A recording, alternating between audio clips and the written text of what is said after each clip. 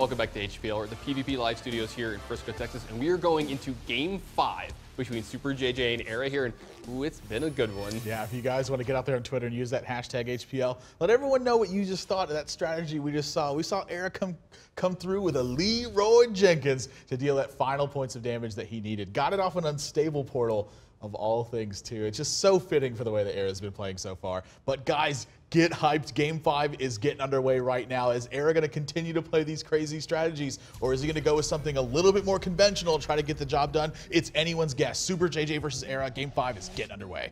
Yeah, Super JJ going back to that Malygos deck, and Era, you know, we talked about it. Oh, he's got a Spellbinder in this version of it. We've seen him play Spellbinder before, and you know, there was a spot actually where it almost might have caught a Blessing of Kings in that matchup. Oh, I remember this. I wanted it to happen so bad. Yeah, everyone wanted it to happen so bad, but what a fantastic start from him. Yeah. You know, unstable portal once again. You can put your opponents in positions where they're very uncomfortable with what's happening in Super JJ. No action early on to deal with this Mana Worm, so Era is going to get some damage out of this, and it's going to be a matter of whether or not he's going to have the pieces to finish this puzzle afterwards. Yeah, it's doing something like Ironbeak Owl to take care of it. Not very, you know, not the best way to answer it, but oh man, a Master of Disguise for 1 mana. Whew, yeah, that one's going to be a good one. Dart Bomb, perfect draw from Super JJ to take this out. Great top deck there. And I mean, I got to believe Era just wants pressure on the board right now. I don't see any reason not to play Clockwork Gnome and Master of Disguise in this spot. Yeah, I don't see any reason not to as well. This Master of Disguise, it's a 4/4 for 1 mana here. Really going to put a lot of pressure in Super JJ to find answers to it quickly. Yeah, it's going to take us time, though. I mean, there are possibilities that this maybe needs to be saved for a later spot, but I have to believe that, you know, the way that this deck is going to be constructed is that it needs to apply pressure and start getting the job done early. And adding 6 points of power to the board on turn 3, that's usually a good way to start doing that. Yeah, it's a great way to start doing it. You haven't seen the coin yet out of Super JJ, but I mean, he doesn't have too many huge plays. If he does something like Twilight Drake, you have a lot of stuff behind here to keep going forward. You still have an Arcane Missile, you still have a Spellbinder. Yeah, so he's going to hold on to Master of Disguise. He's looking for bigger plans. I mean, I would venture to say that Archmage Antonidas is kind of what he's looking for that one. But Super JJ, Imp Gang Boss, one of the best ways that you can disrupt early aggression. Yeah, Era with a really long game in mind here. Going to use Archmage with Master of Disguise later in the game to make sure that he gets to keep it around. He probably thinks this game's going to go long.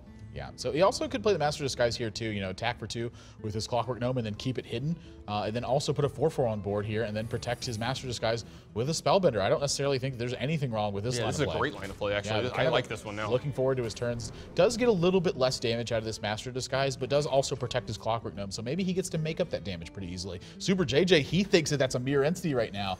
Thankfully for him, he does have a coin in his hand to make sure that he can cast something else valuable here, but now he's gotten a little bit of bad news. He's got to be wondering what this secret is. Yeah, with Era, it could be anything. The full range is in the mind of a Spectrum here. He could literally have any of them in this deck. You got to know that a guy like Era is going to have a little bit of flair. You wonder if he even thinks about something like Spellbinder. Yeah, knows it's not counterspell at this point. He's actually just going to favor life taps. He probably thinks it's something like Duplicate now. Yeah, I mean, he probably does. I mean, oh, wow. If he actually thinks it's Duplicate, that could be disastrous for him because he's going to be reluctant to kill this 4/4 in that position like that. And then you add Mirror Image to this hand. I think he's about to get the alert that this is not, in fact, Duplicate. But with the way that Era's attacking now, it really does look like Duplicate. Yeah, absolutely. The way he's playing it from this turn on, it looks like he has something like Duplicate, and he's trying to run him into giving him extra Master of Disguises. Yeah, I'm going to hold on to this Mirror Image, this Arcane Missiles. He's got bigger plans in mind with that Archmage Antonidas, and now Super JJ going to have to find a way to start beginning an assault here, and I think Blackwing Corruptor is a fantastic way to do that. Yeah. Now he gets the news that it's not Duplicate, so... What on earth? I mean, what is it at this point? You know it's not Counterspell. I mean, at this point, he's got to be thinking it's Spellbinder. I mean, he's checked for everything else, hasn't he, except for Ice Block? Yeah. Yeah, it's a little bit harder to check for Ice Block. Yeah, it's a little harder to check for Ice Block. Yeah, I don't think he thinks that this is, you know, a Freeze Mage deck with a bunch of minions or something in it going forward. He probably knows that it's Spellbinder from here now. Yeah, gonna see exactly how he chooses to adapt to this turn. I mean, not a lot of super good answers moving forward here. He can trade off with that Azure Drake, but does he want to be trading right now? I feel like that Super JJ at some point is going to feel like he needs to apply some pressure. Yeah, he definitely needs to apply some pressure here at some point. Era is starting to get his things going. He has an Archmage Antonidas in his hand with Arcane Missiles, a Frostbolt, a Fireball, and an Unstable Portal, and a Rusty Horn. He can protect this Archmage once we start getting later in the game and get a ton of value off of it. There's a very good chance this Archmage is going to be the deciding factor in this game going forward. Yeah, I mean, I have to agree with you. And Super JJ, at this point, you know, he may also just be content with playing defensively and trying to grind Era out of the game. You know, with something like Life Tap, that's always a possibility for Warlock, is to play that 1-for-1 game and find yourself in spots where you just have massive card advantage. Yeah, I mean, we're gonna see. Yeah, we're gonna get the. He's gonna get the bad news in the Spellbender this turn. Well, sort of bad news. He still gets his 1/1s out of it. He still gets his 1/1s out of it, but he needs to get the full 3. Oh, he gets the full 4 here. Yeah. So full Monty being rolled on that, and this might be a turn I think where Era is going to choose to use Arcane Missiles and try to pick some of this off. But, yeah, he gets the extra missile as well from Yep. Azure Drake here. There's another Well, Frostbolt. actually, out of hold the on. hand. He has a ton of damage now in his hand. He's got 4, 8. It's 12 points of damage plus He's got 19. Fireball. Yeah. Yeah, so I think the Unstable Portal is going to be the lead here, and then reevaluate your situation afterwards. You know, maybe he gets like a Blood Mage Thalos off the Unstable Portal. I think the first step here is getting the most information you can. Oh, there's the Cold Light Oracle from earlier. You know, he could have used that in that road game. Yeah, where were you at? Why are you here now? He's a little bit late, but I still think pretty happy to play it. You know, 2 mana for a 2/2 and then some card draw. I think he's totally fine with that. He may choose to hold on to it as well and play it at a time where he feels maybe it's a little bit more desperate to find the right answers.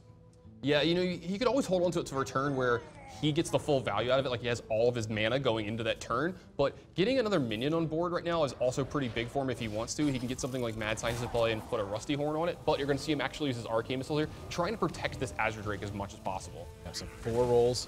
You're going to go out well for him.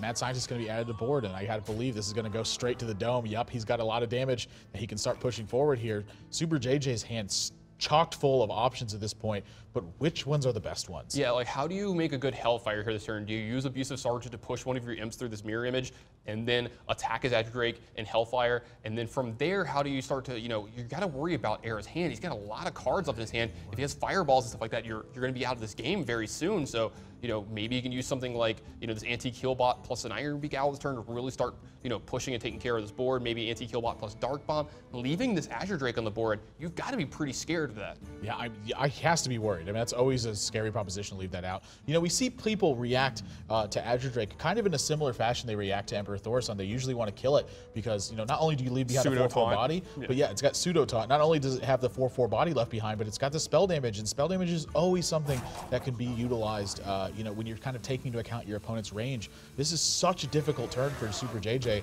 and I have to believe he wants to silence to start taking things out here. It's exactly what he's going to do. I think he's got his sights set on that Azure Drake. Yeah, here we go. The Abusive Sergeant taking care of this Azure Drake, leaving Arrow 4 power on the board and bringing Super JJ down to 12, but he only has 9 more points of damage behind that in burn. But if he wants to, he can get something like Archmage Tinnitus in play, give it a Rusty Horn to give it taunt, and just have 12 damage sitting in his hand going forward. Yeah, step 1 is going to be find out what this secret is for Era, and then play his turn accordingly. I love his sequencing in this game so far, getting all the information he needs first, and then figuring out where he wants to go from there. Yeah, that's exactly what he's going to do. I think he just taunted the 0-2, actually. I don't think he taunted the Archmage Antonidas. Yeah, it's exactly. You know, you silenced my 0-2 taunt. I'm going to give it taunt again, and now Super JJ in a spot where that Abusive Sergeant's gone. So Abusive Sergeant, Big Game Hunter, no longer a play available to him on that Archmage Antonidas, and you know he has ways to kill this, but that's a pretty hefty investment at this point. Yeah, he can do something like, I mean, he has a couple ways to kill this, but again, no super great options going forward here. You can do some attacks, use Hellfires, use Dark Bombs. He probably feels like he might need to use this Anti-Killbot as well this turn. Not only that, but he's also seen the Spellbender come from Era in this game. What does he think this second secret is? Yeah, I mean, you've got to put a guy on not having 2 Spellbenders in his deck, but Era, I mean, anything is possible with him. So it's very possible that, you know, he is, you know, weighing all of his options and seeing which ones he can play around and which ones he can't afford to from here. Yep, so it looks like Ironbeak Owl going to be the first play here. And then he's going to choose Invest in this Archmage.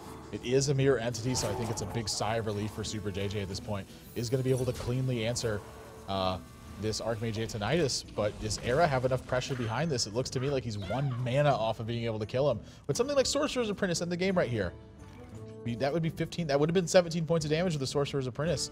So going to dig with his Azure Drake. And once again, to get information he needs and reevaluate this play. I mean, he has to feel like he's getting very close to the point where he can kill Super JJ. There's that Sorcerer's Apprentice, but he's going to have 10 mana next turn anyway. He's going to 10 mana next turn and be able to do the full 15 from his hand. Super JJ at 16. All he needs to do is, you know, get in a couple more points. But the thing is, Super JJ does have this Anti-Killbot, so if Era pushes for a lot of damage here, if he starts to attack with his Ironbeak Owl and not trade off, there's a chance he might not be able to finish this game. This game is getting very interesting going forward.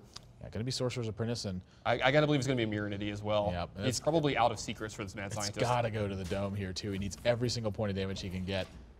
Wow, that damage is going to take out Iron Beak Owl now. I like that play as well. I think Super JJ, not exactly feeling comfortable still. Anti-Keelbot can come down here, but it looks to me like that Mortal Coil is going to keep him from having to Soulfire in this position. Just going to invest into his Drake, let the Drake fall by the wayside to hero powers here. And he's putting together plenty of cards with which to continue to fight this long battle. So all he has to do basically is stay alive, and then he's smooth sailing from there. Yeah, if he stays alive, he's going to get that Malagos, big damage turn from the Soulfire and be able to end the game from a pretty high life total of Era. Era, this game is slipping away. Yeah, it was very close. I mean, it looked to me like Era had advantage at one point, but Super JJ's kept his composure, played defensively at every single step of the way, and make sure he's maximizing the value he's getting from every single one of his cards, and it's been paramount so far. Yeah, and I think Super JJ is trying to consider, he has very clean attacks on Era's minions here, but does he want to do that? Does he want to push for some damage? You're going to get Twilight Drake into the Azure Drake, Gang Boss into the Apprentice here, and still be left with a lot of minions and a lot of power left on the board, even add a big Game Hunter if he wants to from here. But you might be thinking, do I need to push for at least a little damage this turn? We're going to find out. I mean, Super JJ, this could be a disconnect. This could be a disconnect. That would be disastrous here in the last game. Oh, no. I think that's exactly what happened. You could even see Era is a little bit he doesn't know how to. by it. He doesn't know how to handle this. Like, what do I do? My opponent just disconnected. In the spirit of the game, how do I handle this? Yeah, going to take his time to figure this out. Exactly how this is going to be handled. We'll get a word and update as quickly as we can as well. But for now, it looks to me like what can you do at this point? Just launch the damage at his face. The game is over. Your opponent may have made the decision to not do anything, as unlikely as that could have been. But Era going to take this game 5. Super JJ does not have the attack available to him because what I would figure is some latency issues. We're going to get a final word from him on that as soon as we can, but Era is going to take this match 3 games to 2. You know what? You saw Era get a lot of wins here with this Tempo Mage deck. I loved what he did going into this match. You still saw his Flare. You still saw him play some, kind of crazy, kooky decks, but in the end, you saw him use his Tempo Mage deck and play really well with it. I loved his sequencing in those games, and it got him the win there. Yeah, I mean, the fact that he's playing Tempo Mage, Mage is something he's had a lot of success with, and he's got a couple of different ways that he can play Mage within that strength of his. So the fact that he's playing it over and over again, I think people need to be doing this more often, abusing these clear strengths that they have, and force your opponent to adapt to that. When they adapt, you will often drop that singular game. But sometimes you'll be able to catch them at the right time. We saw Dog yesterday. He queued up Handlock 3 times in a row against Zalae, and then in the 4th game swapped over to an aggressive build, and Zalae had 2 copies of Big Game Hunter in his deck, and he kept one of them in his opening hand. That was a dead card the whole game. If you can pull off those same kinds of situations, that's like showing such a tremendous amount of foresight into how not only you're approaching your own game, but also adjusting to what your opponents are doing as a response. Yeah, we've even seen Super JJ do it a lot here. He's been sticking to like 3 major classes, a lot of Rogue, a lot of Warrior, and a lot of Druid, combo-oriented classes, because that's what he wants to do. That's how he's been playing the game. He's been controlling the board and then finishing the game with big combos. And you saw him do that a lot here in this match. It wasn't good enough to get him the win here versus Era. Era won in 5 games. But you know what? You've seen these guys play to their strengths and continue to queue up these decks that play to their strengths and stay within those classes. Yeah, so we're going to figure out, once again, exactly what the word is here on this one. But in the meantime, kind of go back to the drawing board here for Era too, because he is all over the place in this match. Mage 3 times, love that he's playing that. But then he played what looked like a Cold Light Oracle Rogue deck, and then also played the Raging Worgen right, yeah. Combo deck in that one. I actually kind of like the Raging Worgen build. Yeah. It's like, a very good example of, your opponent's thinking that you're playing a certain thing and then throwing them a major curveball like, no, I'm not playing exactly what you thought I was. Love that choice from him as well. Yeah, I love the choices from him, like the crazy things. I didn't love the Rogue deck choice. We talked about going into the match that he's had some games where he's gone into fatigue with his opponent on purpose. He built decks to do this. Now, I liked his last decks when he was doing that, not so much the Rogue. You know what, guys? We're going to actually go to a commercial here in just a minute, get this kind of sorted out, and when we come back, we'll have some more information for you guys. So you can go to pvplive.net, find full player stats, league standings, full schedules, full VODs, recaps. You can recap this match here. Would you have done anything different if you were Era? Would you have done anything different if you were Super JJ? Let us know. Don't go anywhere. When we come back, we're going to have all that information for you. You're watching Hearthstone on PvP Live.